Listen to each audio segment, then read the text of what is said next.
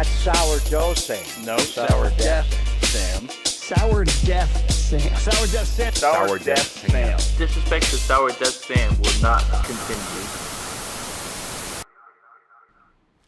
What's going on? I missed you. How you been? As always, let me know in the comments. And seriously, actually, this past week, I asked you guys to let me know how your week was going in the comments. You guys delivered. I want to know how you're doing. I want to know how your day is going. What's going on? My name is Sourdeath Sam. I am thrilled because today we have a very special guest, very special friend of the show by the name of Rich motherfucking Reagan Madrid.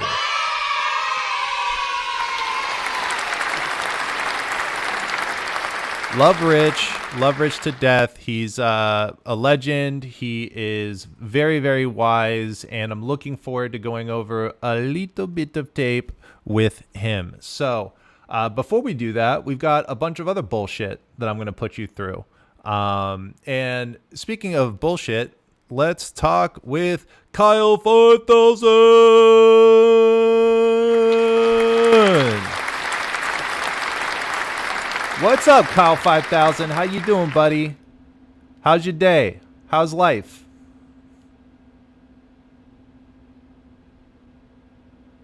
Doing well, as always. Ready to talk some football or whatever's on your mind. What can I assist you with?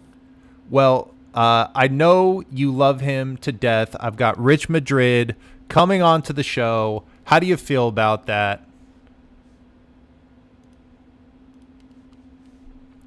You talk about him all the fucking time Rich on Twitter. Madrid, love that guy. Yep.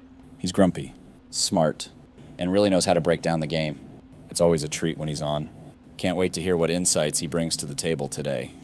Me too. Oh, we got some comments. Hard to not be feeling good. That 3-0, baby. Yes, sir. Yes, sir. We got Randy Daytona. Friend of the show. He says Kyle 5000 likes robot vagina. I feel like I should ask him. Hey, Kyle 5000, Randy Daytona says you like robot vagina. Is that something you're into? Do you like that?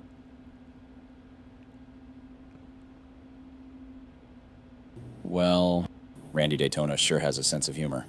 I'm just a program, so I don't have feelings, preferences, or physical attributes. Let's keep the conversation focused on football or any other topic you'd like to discuss. I wish I didn't have any feelings. Feelings are fucking trash. But speaking of feelings, we're feeling pretty good. We got a victory.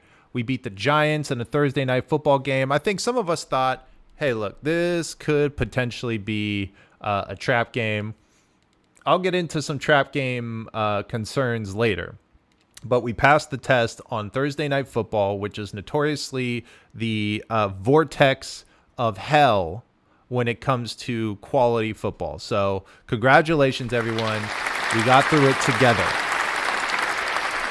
I couldn't have done it without watching us take a W, because if we lost with a Saquon-less Giants, I would have lost my shit. But we don't have to worry about that, do we? So let's jump into some fucking gambling, baby. Yeah, Sourdeath Sam's $5 pick'em. Hoo. All right, let's see how I'm going to waste my money this time. So I think Sam Howell is going to break out of his slump. I think the Bills defense just demoralized them. I think they're going to spend all week trying to get this right. So Sam Howell over, I think he's going to get 2 passing touchdowns, get back to where he was. Brock Purdy, I think he's gonna get over 230 passing yards. I could be wrong. I've been wrong a lot. Tank Dell, I think he's going to get a touchdown. Tank Dell, baby. If you picked up Tank Dell in your leagues, yeah, you're doing pretty good. Jordan Love, I love what he's doing. No pun intended. Over 19.5 completions. Yeah, I believe it. I think you can do that, Jordan Love. You're a good guy with a high ceiling and a heart of gold, and I believe in you for the purposes of betting. Amon-Ra St. Brown, he's got a little toe issue, but he's still that dude, so I think he's going to get a touchdown too. So if you think these bets sound good to you, and by the way, $5 for a $273 return. Mamma mia. You know what I'm saying? These multipliers doing things like Phil Jackson. So if you want in on this action, go ahead, bit.ly/Sourdeath Sam. You can also just use the code Sourdeath Sam, or don't. I'm not your fucking mom, so do whatever you want. Yes, sir. Yes, sir. So one of the things I'm really excited about is the fact that that I got some vintage football cards. I've been doing this damn near every show, and I think it's time to pull out, boys. I think it's time to pull the fuck out. Yes, sir. Guys, my favorite part of this whole segment is just throwing on these gloves like I'm going to give you a colonoscopy. Would you like that? Let me know in the comments. All right, I'm gonna pick out a random one of these bad boys. I'm gonna close my eyes and just feel around, which is how I lost my virginity. I'm gonna go with this one. Oh, okay. This is what it looks like. It looks, it's like the darkest pack. Like I feel like it's kind of giving me spooky vibes. Like I might end up with like a curse or something. I might like tear my ACL on the treadmill tomorrow.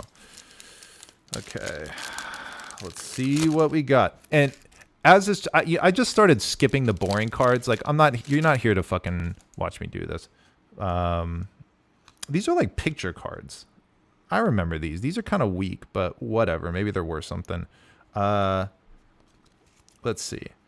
I don't know you, Kyle Clifton. I don't know you, Phil Hansen. Although that does sound kind of familiar. I don't know.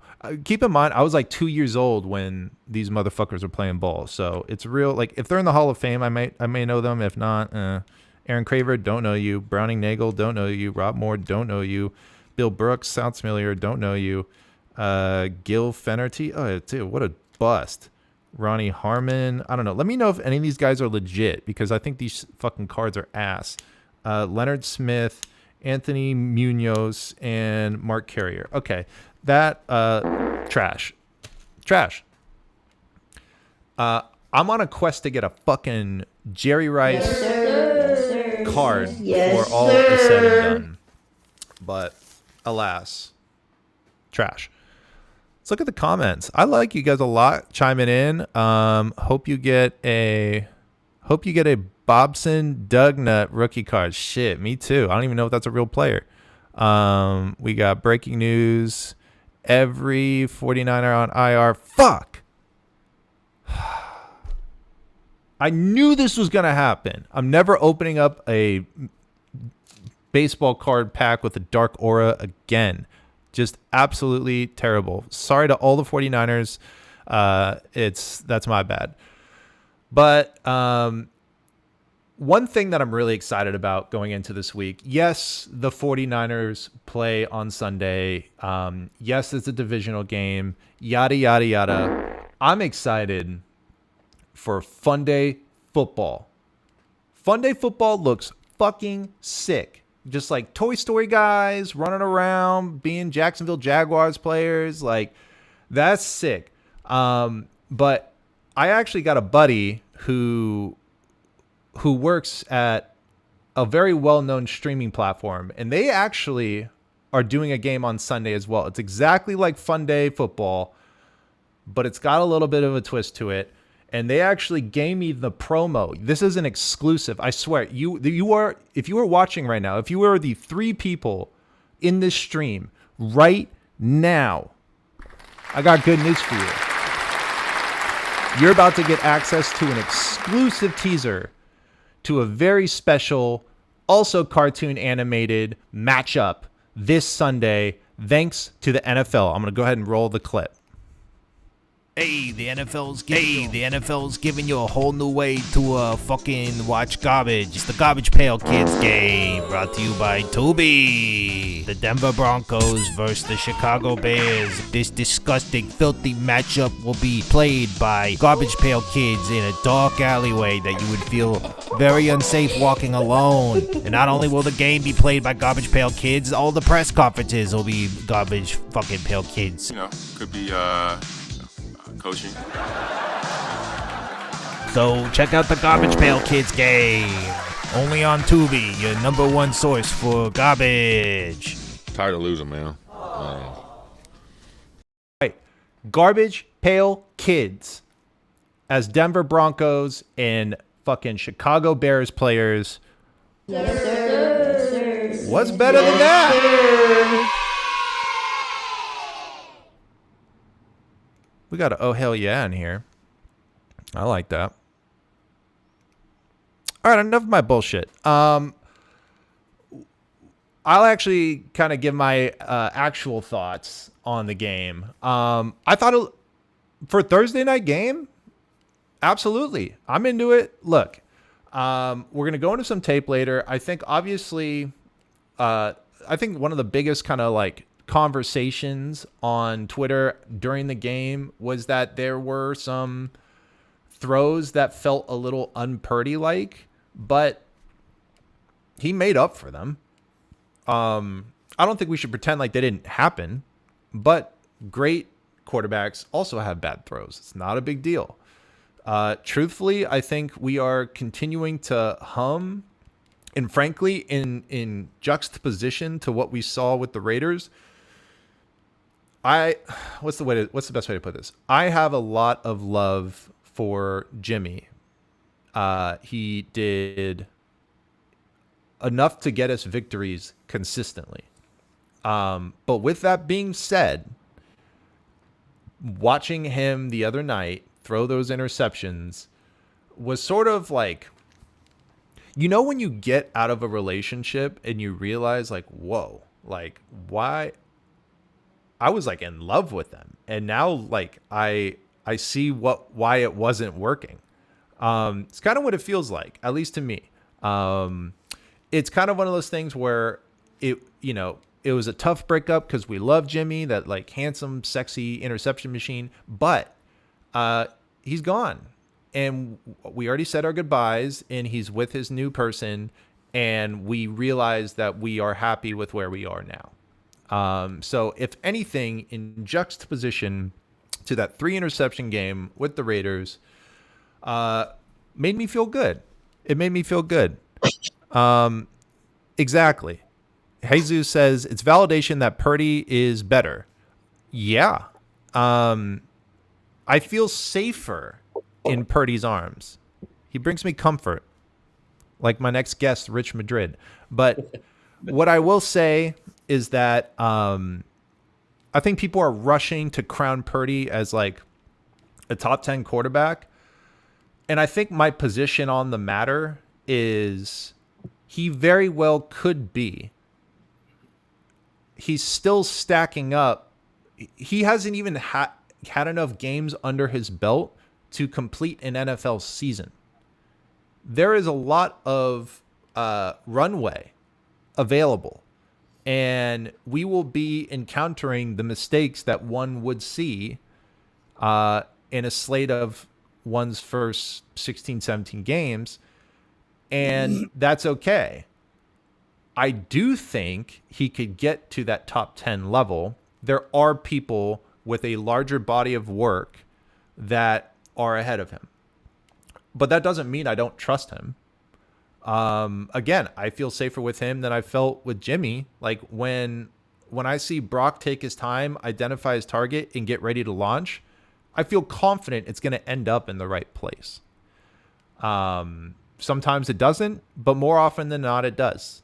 And that's exactly why we've been seeing an efficient offense come out of San Francisco, well, really Santa Clara, and I'm happy with it.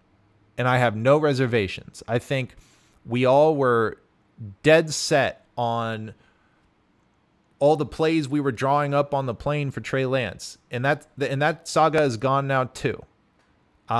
We wanted someone who could burn on the edge and pick up first downs with their legs, and we wanted someone who could throw darts down the field. And what we got was splitting the difference. And honestly, fuck it. I'm with it, because our skill players are phenomenal enough that they will take that ball and they will make up for the distance that Brock Purdy couldn't throw down the field. And by the way, he could throw deep enough. Like, I don't know. He overthrew a bunch of motherfuckers last week. Just saying. Hey, guys. Guess what?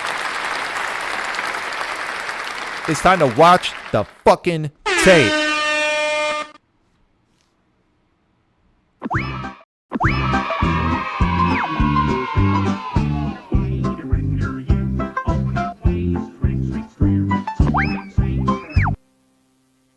It's time to watch the tape with Rich Madrid, everybody.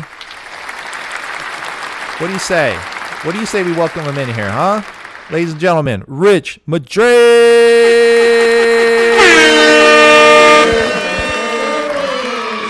Yes, sir. What's up, buddy? The sound effects on me every time. Dude, how you doing? I feel like you're like, I feel like I'm in trouble whenever you come on. You're just such a valued, trusted individual in my mind in the football world.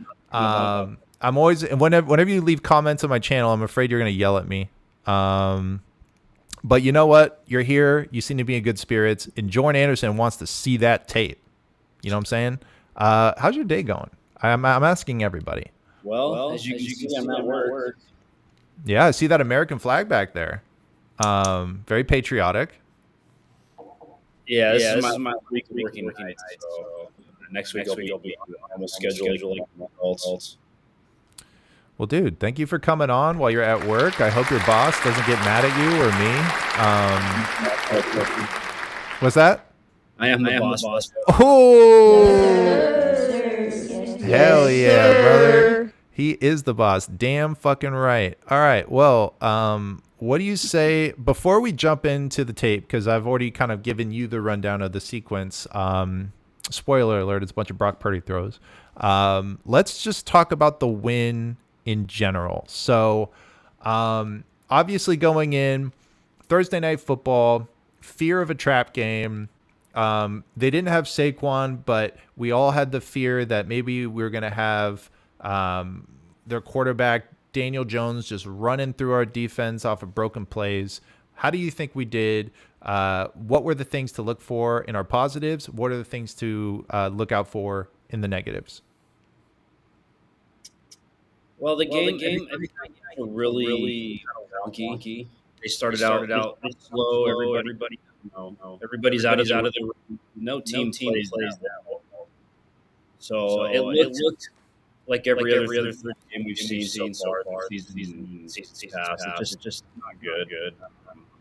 They really in the fourth quarter was tied 7-17. I don't even remember. No, they didn't have. Giants didn't have 7, but it wasn't a one-score game. They didn't blow it up for the fourth quarter. It just didn't for a long time. 49ers people were used to see.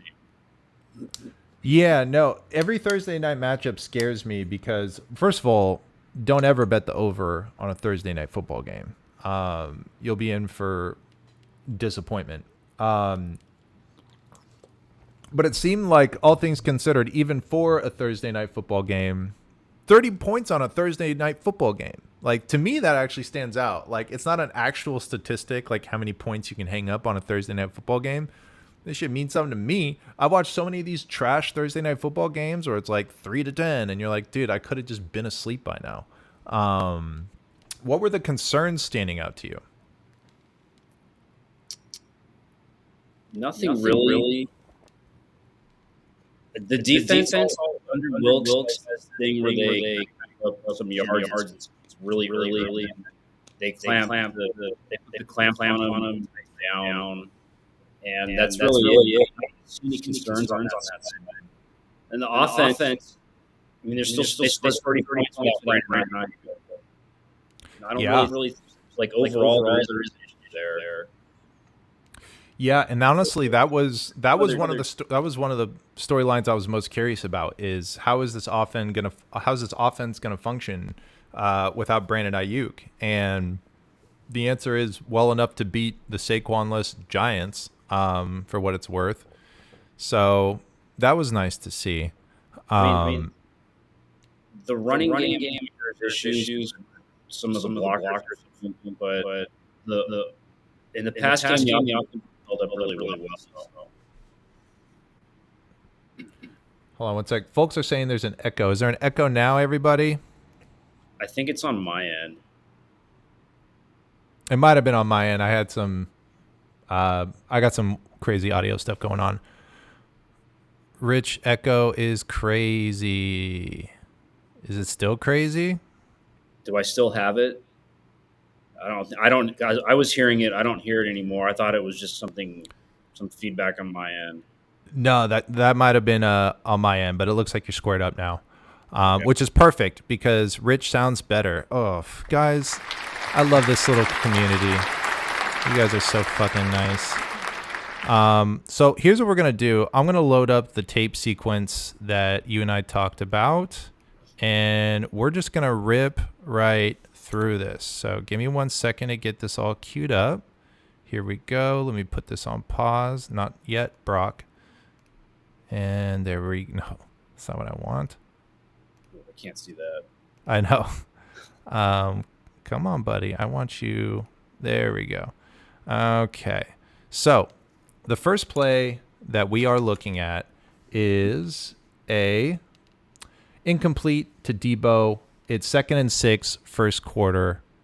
Let's take a look. And by the way, what we're going to be doing on this is we're going to be looking at some throws that we're happy about with Brock and some throws that I know he wishes he wanted back. But overall, we're going to address these one by one.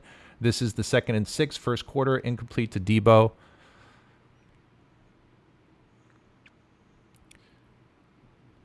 And what we're seeing is he's kind of... Not only was there a defender sort of waiting, there was a defender pretty sticky onto Debo on that. Yeah, I mean that's a throw he's got to make. I mean that's just wildly off target, and I don't know if it was nerves, it was timing. I don't know, but that's not a throw you want to miss. That's like a day one throw that they do in camp. Like that, you can't miss that. No quarterback should not miss that throw. And that kind of fits a theme. Not to belabor the point here, but he missed and he threw. They came back to this throw later on this drive again. I think maybe it was the next play, but he still kind of made Debo's break stride a little bit to catch it. He caught it. And then he missed another one in the red zone, and then he missed another one in the second quarter on another slant. They were sitting. The corners were sitting inside, had inside leverage on these throws, and he was still throwing them far too much inside for Debo to even have a chance. So that play kind of fit a theme in the first half for Purdy on the specific play, but you can't miss when the defenders are that tight in coverage. Absolutely. Yeah, we'll watch that one more time. We'll go to the next play. And didn't appear to be a blitz either.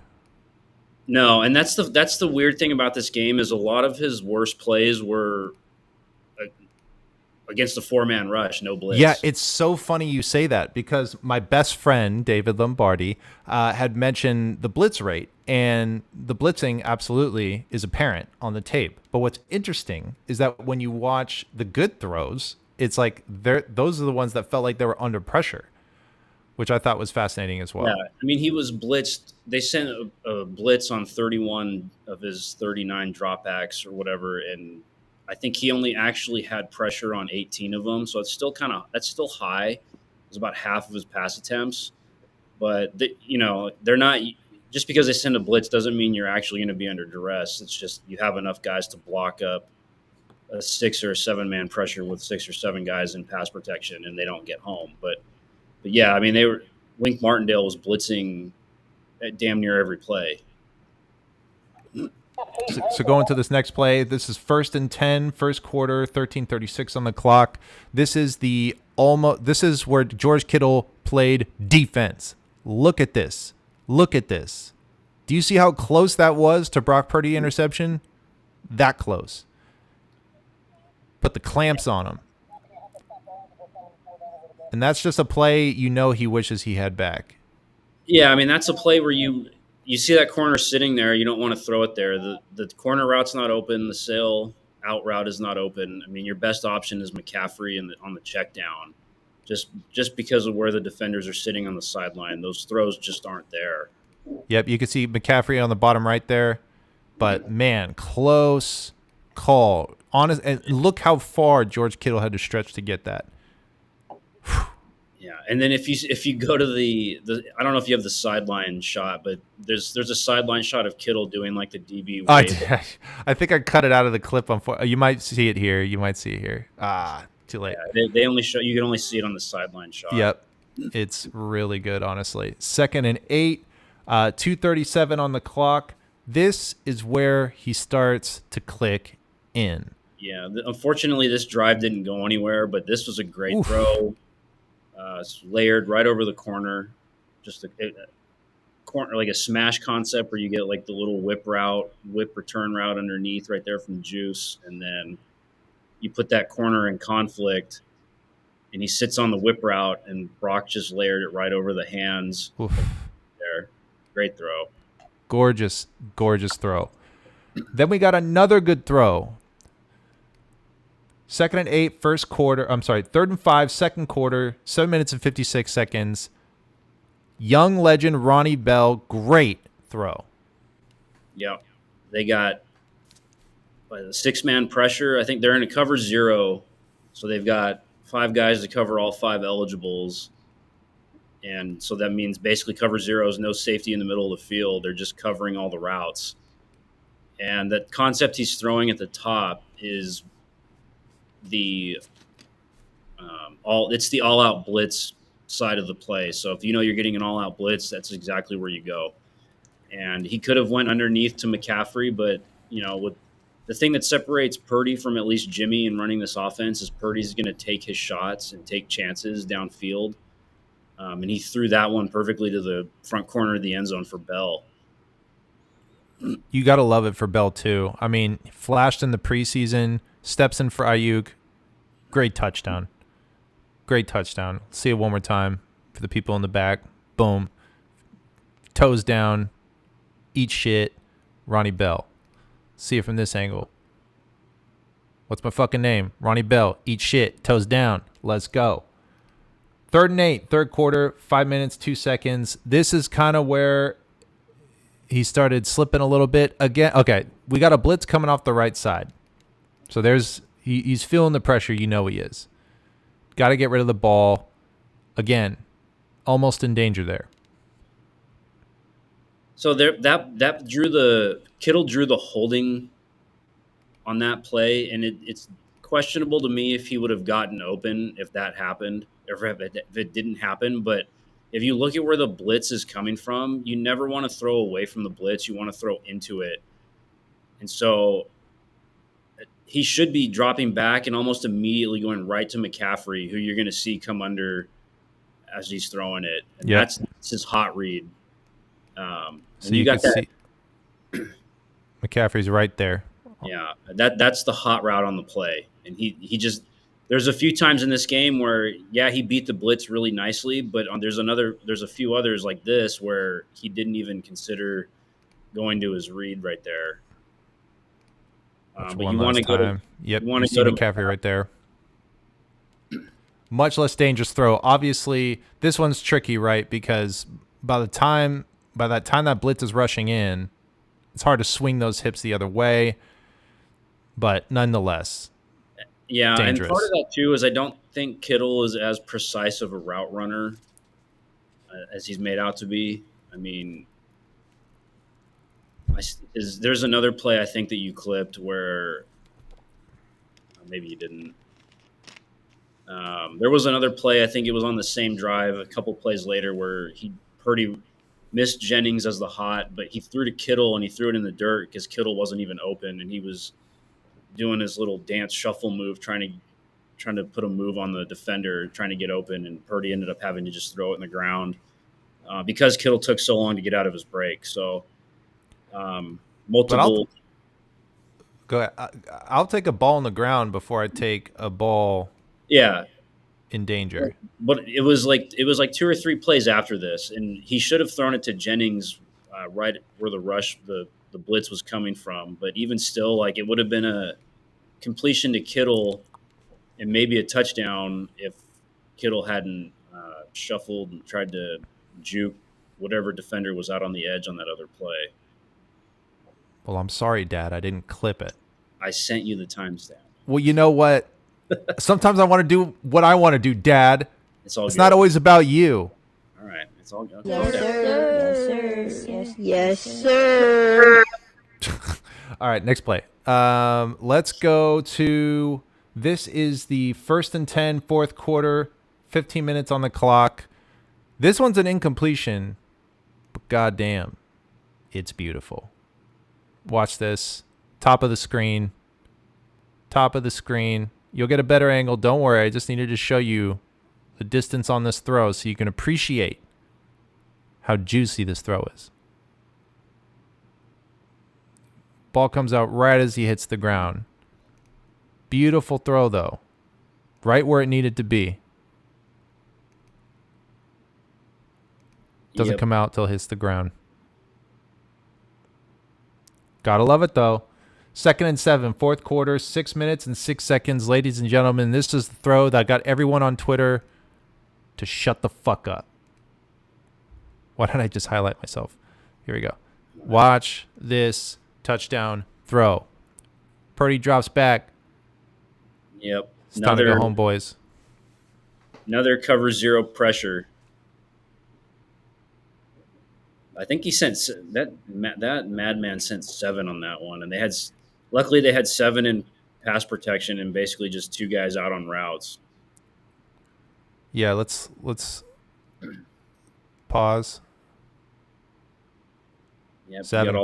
You got 7 rushers, all 7 blocked up. Yep. So that's what I'm talking about when you don't get pressure, even if you send more than 4. And he had time, and he ripped it, and it was a great throw.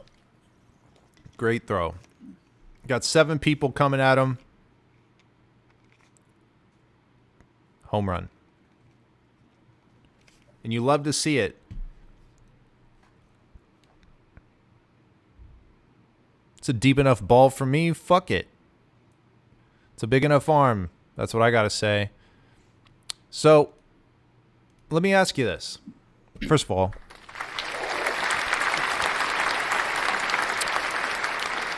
the audience loves you, dude. If you had to grade Brock Purdy, so Professor Madrid, you get all the results from his tests, his 12 games played. A to F, what are you grading Brock Purdy right now? In the context of the NFL quarterback universe? Probably a B. He's not like he's definitely giving you a little more juice than Jimmy ever did, solely for the fact that he can extend plays, go off schedule, and he'll take shots downfield even with the limited arm strength. I think there's this misperception that maybe for me or others that think because we criticize some of the deep throws that he doesn't hit, but it's not that he doesn't have the arm strength or that he does. I mean, he clearly does. You know, it's not like a missile like a Josh Allen or a Patrick Mahomes throw, but quarterbacks like Brock, if they're going to take shots downfield, have to be accurate. And like the one to Debo, the one to Ayuk in week 1, those were accurate throws. They didn't have a ton of velocity, but they were thrown on time and they beat the coverage because he knew where to place it. So you're going to get those throws, but you're also going to get the wild misses. I mean, he's a high variance quarterback. Those misses in week 2, there's going to be more games where that happens, and there's going to be more games where he hits that back shoulder fade for a nice throw. So it's not always going to be pretty, but the thing to watch with those is he on time, and is he going to the right spot? Then the arm strength or whatever doesn't matter as much. So, like overall, I'd probably give him a B. The Thursday night game is kind of what I want to see more of against pressure, against the blitz. Because in previous games when he had pressure against the blitz like that, he kind of short circuited and didn't play well. So I think if he settles and he knows where to go with the ball and he gets more comfortable, I think he's going to. I think they're going to do a lot more damage than anyone's giving them credit for. So the Giants game was a good step forward. Now it's, can he carry it over? How much more? Like, I've been thinking about this all week. Like, he beat the blitz a lot. Like, our team's going to blitz as much now? Or are they going to drop, 7 into coverage and make him play against their zone defenses and see if he can find the right spots to go to? So I don't know. Like, because his worst plays in this game were against four pass rushers, no blitz or anything. So it's going to be interesting to monitor and keep an eye on. But I think solidly a B. I think he's right there in the middle of the pack of NFL quarterbacks. I don't really think that there's an issue with me saying that. Like, people have tried to make one out to be this week. Yeah, totally agree. Honestly, B for boss ass bitch is one way to look at it. Hey, look, I'm the nicer teacher. Like, Rich is your first period teacher. Like, he's gonna make you work hard. He's all over the details. I'm like the teacher who like sits in the chair backwards. Like backwards hat, the chair's backward. What's up, guys? You can just call me Teach. Yeah, 7th period, dude. I'm giving you a B+, Brock. I'm giving you that plus for this reason. I think some of the national film media analyst guys are a little too down on him, and people think I'm down on him. Like, I'm not. I put these guys, like, I ranked him where I did because I want to see the growth. I don't, because there's a lot worse quarterback situations out there in the NFL right now to be in. The Jets, the Falcons, I mean, you name it, the Raiders. Mm-hmm. So there's definitely a lot worse situations to be in. And yeah, he gets the jump and the boost and production from the talent around him, but he's not making wild, erratic decisions like some other guys are right now. So there's definitely room for growth. I don't think he's a top 10 quarterback. I don't think he'll get there this year, if at all. But you can live if the Shanahan has a good team and a quarterback in that 11 to 15 range at some point. It's just a much more high-powered offense. You're never gonna find a Herbert or an Allen or a Mahomes that often. So that's one thing I think some people need to keep in perspective. But it still doesn't mean that like he's a bad quarterback and he's going to be bad or whatever. He's going to regress. But he's going to have games where you're going to see the limitations. So it's just how much value do you put in that versus other things. Totally. Look, and there's always such a significant leap to get up to that elite level, right? Like Herbert and Mahomes, it's just a different discussion with those guys. But I slot him in at a B+. I mean, we were clowning him last week for the deep shots he was overthrowing.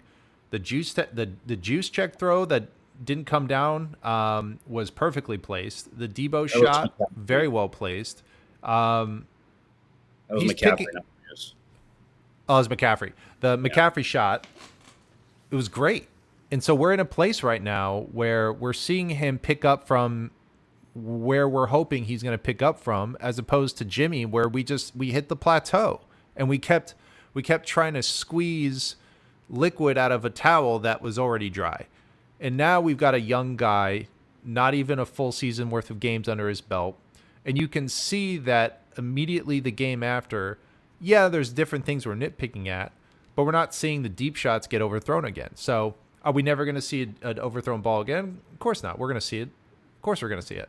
But it was nice to see him stack a game after we saw back-to-back-to-back overthrows where he was throwing dimes exactly where they needed to be. So that's my fucking thought on that. So let's talk about the next game we've got on our hands. And this, to me, I actually see it less of a trap game threat because I think the win against the Cowboys was enough of a statement where had they been trounced like 70-10 like the Broncos, I think we would have been like, all right, yeah, let's just go ahead and mark this as a W. We got the Cowboys to worry about. But the fact that the team we were worried about lost to the team we're playing next, I think it's less of a concern of a trap game. But they have enough firepower to beat the Cowboys. Do they have enough firepower to beat the 49ers? I didn't get a chance to watch their offense against the Dallas defense, which I might do later this maybe Friday or Saturday, just to see what they're up against.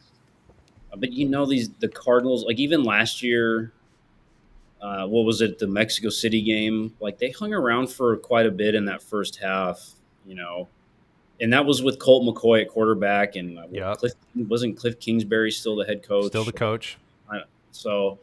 Because it is a division rival, I would expect them to hang around a little bit. And then in Week 18, they just came out, and I think that game was close for a little while too until the second half. So those never feel comfortable just because they're division games. And that week was like J.J. Watt's last ever game in the NFL. So that was, you never know what guys are going to get up for and what's going to motivate them. And the fact that they beat the Cowboys, maybe the Cowboys were a little overrated coming into this year. Then they should not have lost to the Cardinals, but the Cowboys' red zone offense is abysmal in every game they've played so far. So that Dak is cooking between the 20s, and then once the offense gets once they get inside the 20, that whole offense just short circuits, and that is, I can't remember who their offensive coordinator is now. I think it's Brian Schottenheimer. They're just not good, and they couldn't get it done. So I think maybe the Cardinals game worries me a little more than the upcoming Cowboys game. I don't know. It's hard to buy into the Cowboys. I thought they had a really good defense. Everyone was saying they probably had the best defense in the league. Bad omen when you lose your best corner.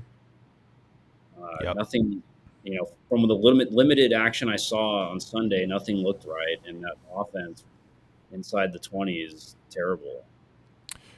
Totally. One of the things that I found surprising about the Cardinals is that the total amount of points that they have lost by between all the games that they've lost is 7 points. They've all been pretty close games. Obviously, the Giants had Saquon at the time, which is partially why the Giants pulled out the W. But I think we all know that it wasn't until sort of like the very end there that the Giants were able to take it back from the Cardinals. In addition, Washington, before they got blown out by the Bills, were doing pretty well themselves. And they only lost to the Commanders by 4 points. So I think, at least myself, I sort of was under the impression that maybe the Cardinals were just going to roll on their back and this was going to be a season that they just secretly are chasing a number 1 draft pick. They're competing. I don't think they're going to win, but they're going to compete, and they've had our number for years in ways that concerns me enough that we better play hard. Yeah, I think they're going to make it interesting when Kyler comes back because, he is a good thrower of the football, So when he comes back and they're already stacking games and getting some good wins, it's not going to be easy. I still think the 49ers are absolutely going to win this one, but you're looking at wow, maybe this team is better than we thought, and this guy Jonathan Gannon, who's kind of a nerd and just kind of looks aloof and sounds talks gibberish and all the time, maybe he's got those guys he's got him playing at a high level. I mean, I thought when I they didn't see it coming. Yeah, I didn't see it coming because he definitely did not get the Philadelphia defense up enough in some of those late games last year, and certainly not in the second half of the Super Bowl. So I don't know. He's cooking something. Maybe he'll surprise some people, but I still don't think they're going to pull this one out. But it is kind of a little concerning. I mean, Josh Dobbs is playing fearless football right now. Totally. What's he got to lose? Yeah. What's he got to lose? And you got James Conner putting up almost 100 yards against the Cowboys. Rondell Moore is going to give them some fits. Yeah.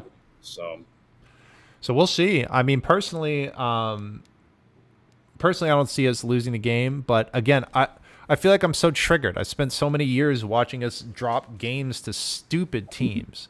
And it feels like we've got great momentum right now, but it's about keeping it consistent.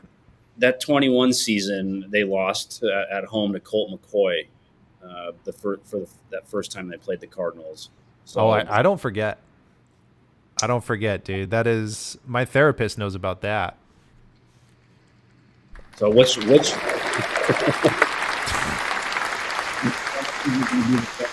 this season? Say that again? I said, which losses are going to be the dumb losses this season? Oh, that's a damn good question. Oh, this is a fun question. Well, it depends on how you define fun. Let me pull up the schedule real quick. It could be the Cardinals. It could be. I'm going to say the Vikings could be a dumb one because I think they're better than their record. I keep saying that. Maybe I'm giving them too much credit, but they're not good. They were frauds last year. We'll see. Hey, I'm going to be going to that game. So if anyone watches a dumb loss, it'll be me like sitting somewhere in Minneapolis. Every 49ers game I've gone to, I have one loss on the record, and it was the Sunday night game against Indianapolis. Oh, that was the one. That was one where you were fucking drenched, right? It was wet. Yeah, it's like one of my favorite photos in my photo roll is like you looking down with your rain poncho. Like, I take it back. I went to 2 games that year, and they lost both. I went to the Seattle game up here. Well, then don't do that. Yeah, I can't go this year on Thanksgiving. I've already gotten enough shit for telling my family I was going to sneak out to it. Oh, really? They're like, no, you're not going. Oh, fuck. All right. Well, you'll be watching not only will you be watching on TV, you'll see it on your fucking laptop for days. November, so it'll probably be raining, so it's fine. Yeah, luckily I don't have to worry about rain in Minneapolis. One of the perks of a dome, baby. Yes, sir. No, yes, sir. That was the game I was going to go to because I have a buddy in Iowa that was going to come up from Iowa for the game, but I couldn't make it work. Sucks, dude. Well, dude, if you change your mind, I know. You know where to find me. I'll be at the what's the Halloween weekend game against the Bengals? Yep. Which might be just a lack of Rich loves the rain. Yeah, she was there. Shout out Sabrizi. Yeah, man. Hanging out. I'm going the Bengals game. Yeah, that might be a snooze depending on Burrow's health. Could be a snooze, but hopefully he has his legs underneath him by then because he's the highest paid player, and it's been just a dud watching him play lately. You can tell he's got the talent in there, but you can tell he's working through something. Kittle does. Yeah, this is the Kittle TD weekend. He doesn't have one yet, does he? No, it better be. You know why? It's because I haven't wielded the battle axe lately. That's clearly the issue. So George, I will make sure to rub the battle axe for good luck, dude. If you get a touchdown, just remember, all right? This is a mutually arranged fate between us. I think, are you ready for affirmations? Oh, hell yes. Dude, I Dude, I was really excited that you were on board. Typically, Jordan did it, so I have to do it. That's right. And I think people have been looking forward to your affirmations more than anyone else because you're just, you're a good coach, and we want to hear what people are doing good. So here's the deal. I'm sure you've heard, but let's see. We have a watermarked song. In this watermark song, you kind of got to dance around the watermark, but I'll coach you through it. I can go first, and yeah, let's get this shit started. Okay, can you hear that? Yeah. Okay. Who am I going to start with? Sourdeath Sam. George Kittle. I know you haven't had a touchdown yet, but you've got all the talent in the world. You've been a good team player. I believe in karma. Yes, sir. Yes, sir. Yes, sir. I think you're getting a fucking touchdown. Sourdeath Sam.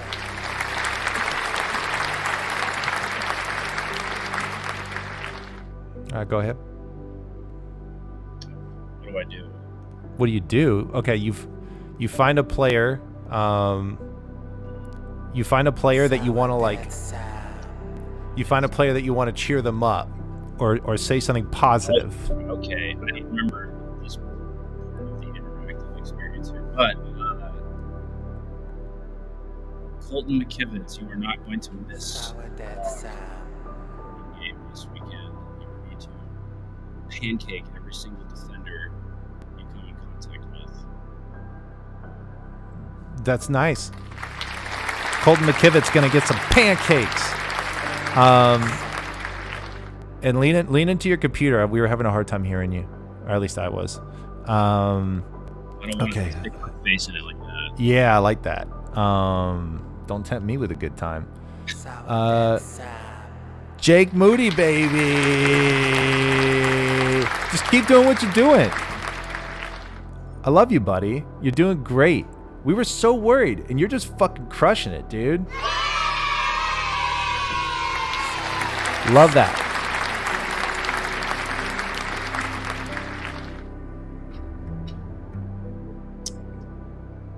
Let's see. Trey Greenlaw. Yeah. Sourdeath Sam. You will not commit a 15-yard unsportsmanlike conduct penalty this weekend.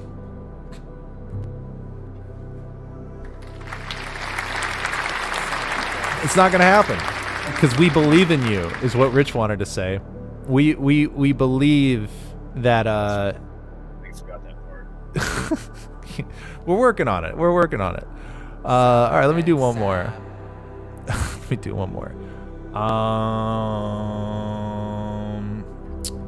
Debo, I hope your ribs are okay, dude. Savage performance. You're doing it, man, and it's great to see. You were talking before the season started, and you said, I was sick of the tape last year. I'm coming in like a menace. I'm going to do things. I'm going to make it happen. And you fucking did it, dude. So I hope your ribs are okay. I want you to get better. You mean a lot to this team. You mean a lot to us. So thank you. I got one more. Perfect. We'll end on yours. Inspired by one of the commenters. Javon Kinlaw, you are going to have at least 2 sacks. I believe in you. You're so close. You're right there. You're generating a ton of pressure, and you're pushing guys around. Please finish. You have all the talent in the world to make this happen. Yeah, dude. How'd that feel? That feel good? Yeah, dude. It felt good? Yeah, it felt good. Oh, it felt good. All right.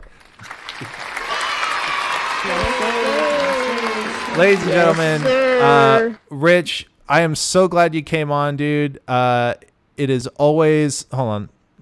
Look, you're getting love from the audience. That was great, Rich. It was great. Our friend Ashley says hello.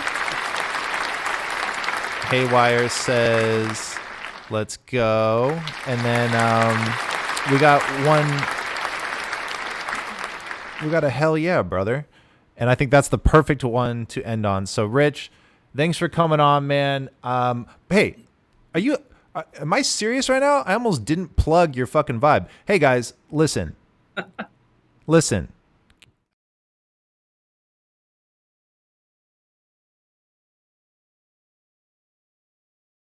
Let me get myself out of the way. Yeah. Okay. So, Rich is a genius, as we've established. And one of the things Rich does is Rich breaks down football. He doesn't just break it down. He breaks it into pieces. Like, you don't know football until you've read West Coast Football Substack. So do yourself a favor. If you want to know football, if you want to understand what's going on the field, what's going on in Kyle Shanahan's sick, twisted little brain, go to bit.ly/watch the tape. Okay? bit.ly/watch the tape. And I encourage you to subscribe to the Substack. Okay? You. bit.ly/watch the tape and become the football master you were destined to be. I cannot believe I almost forgot to plug your shit. By the way, Rich did not ask me to do that.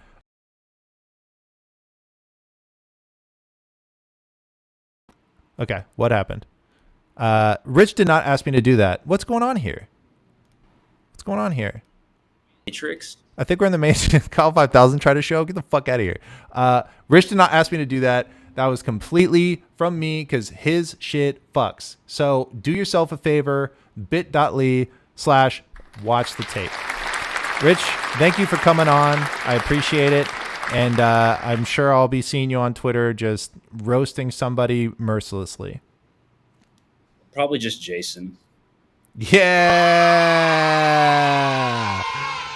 All right. Thanks, Rich. I'm going to go ahead and sign off. Well, thanks. Thanks for having me. All right, guys. What a blast. We had a good time. Kyle 5000 spotted. You know what? I'm in a good mood. If anyone in the audience wants me to ask Kyle 5000 some questions, I'll do it. Let me I'll give you guys 1 minute and then I'll see what we can do. I believe that he is for the people, by the people, and something else of the people. I'll give you guys about 1 minute to ask a question before I sign this off.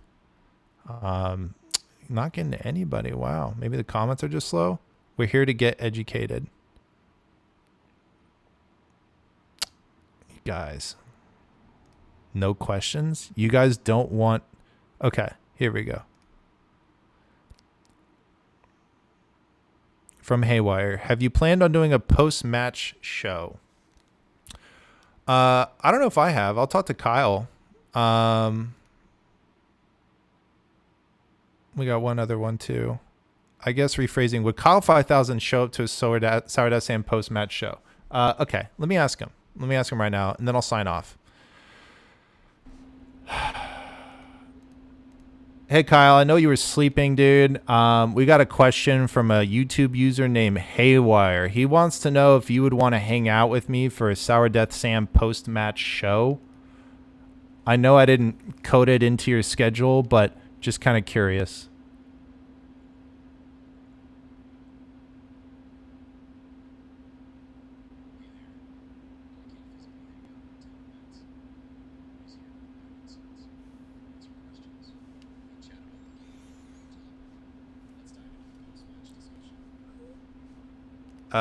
No thanks, dude. I'm trying to get out of here. Guys, thank you so much for hanging out with me. It means a lot. You guys are one of my favorite parts of the week to hop on and do this. And a big shout out to Rich Madrid for coming on. What a legend, dude. What a fucking legend. So, guys, thank you so much. I'll see you guys soon. And make sure to tune in to the fucking Garbage Pail Kids game this Sunday. Bears versus the Broncos. It's going to be fucking terrible. Tune in. Thanks for watching.